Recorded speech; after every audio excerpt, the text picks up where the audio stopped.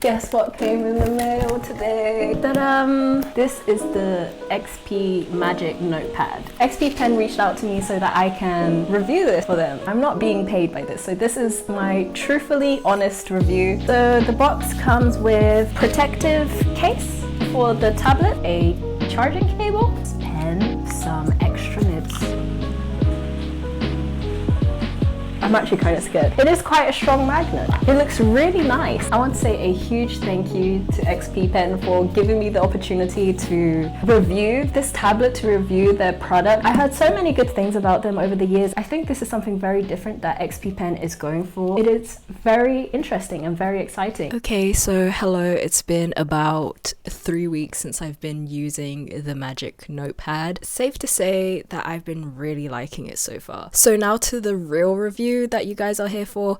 I want to give a little disclaimer that this is an artist review of the Magic Notepad.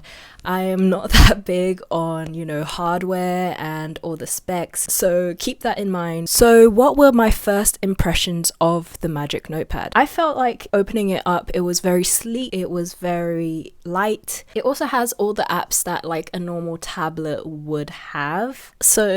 So far, my first initial use and my first impressions were pretty good. I felt really excited to use it. Let's look at the specs. So I will put all the through here while I talk about it in a more general sense. It is pretty standard. It is pretty okay. It is ran by Android 14. It has a pretty good battery life too. I normally only charge this, I would say like once a day. If I'm not using it a lot, if I'm doodling here or there, I normally don't have to charge it until like 2 days. So battery life is pretty good. So this has a fixed storage of 128 gigabytes. So that is something for you to consider if you're someone who normally works with big files. The screen resolution is pretty good too. It's 1920 by 1200. Funnily enough, I have all my notes on what I want to say right here. So let's move on to the next portion of the video, which is display. It has a built-in matte display that feels very paper-like. I have been looking at other people's review as well, and something that a lot of other people didn't talk about is how soft the screen feels to write and draw on. That is also not a bad thing. I really enjoy the feel of this tablet, how it feels to draw. Talking about the display is also different. I felt like looking at this display compared to the other one. Of course it would be different because this tablet is meant to be the world's first 3-in-1 tablet, where it's meant to mimic not only a normal tablet screen but also an e-reader and an e-ink tablet. I will say that even though it looks to mimic these 3 tablets and it has these 3 modes, it doesn't look exactly like a colored e-reader or an e-ink, but it does replicate it quite well for what it is. You can definitely tell in person that it's slightly different than a normal screen. I have a lot less eye strain if I look at this for hours in comparison to my phone. I did test out this tablet in different scenarios too. I took this tablet outside, especially in a very sunny day. It's very hard to see the screen of this tablet. That doesn't bother me too much. Again, I don't really tend to draw in super sunny outside areas. The colors of the screen too was pretty good. Normally with screens like this, I tend to have to like really try to configure the colors. The colors of the Magic Notepad was pretty vivid and pretty true to the colors that I see, for example, on my phone. Now let's go to the performance of this tablet. It has a pretty good performance. My first drawing that I made, which is this one, it had over 100 layers, 132 layers to be exact, and it handled it pretty well. There was no lag, there was no overheating. I also tried different things on the tablet too. I tried to do a bit of animation, and now I'm trying to do a bit of 3D on Nomad Sculpt, and it also is handling it pretty well. I did see someone play Genshin Impact on this device, so if it can play Genshin Impact, I think that its performance it's really good. Now let's talk about the inclusions of this tablet. The tablet comes with its own pen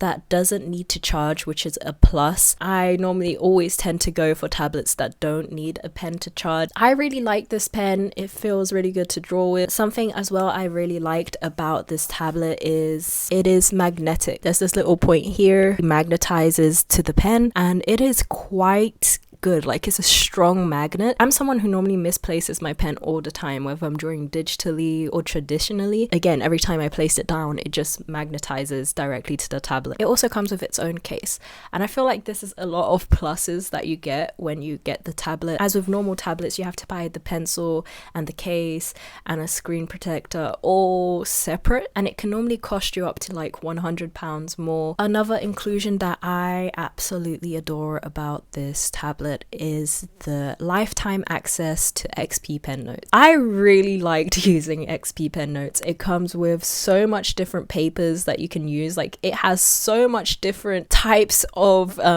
default papers. I spent a few hours just looking through all of them and making a bunch of different books and just writing. I feel like this would definitely be a big plus to any students, since you wouldn't have to pay an extra subscription on a note-taking app. Something I also really like about the XP Pen Notes is that if you're on XP Pen Notes and you close the tablet and you leave it closed for, let's say, like an hour or so, when you open up the tablet again, it turns on back on the Notes app, so kind of mimicking a real notebook. And I don't know, I just found that pretty neat. If you do try to open your tablet again, it will go to this screen though, asking for your passcode. Just because you leave it on XP Pen Notes doesn't mean that the tablet is open to everybody. So I did find myself asking, who is this tablet for? I truly think that this tablet is mainly for students who are looking into getting maybe an e-reader or an e-ink, but don't really want to cash out on something that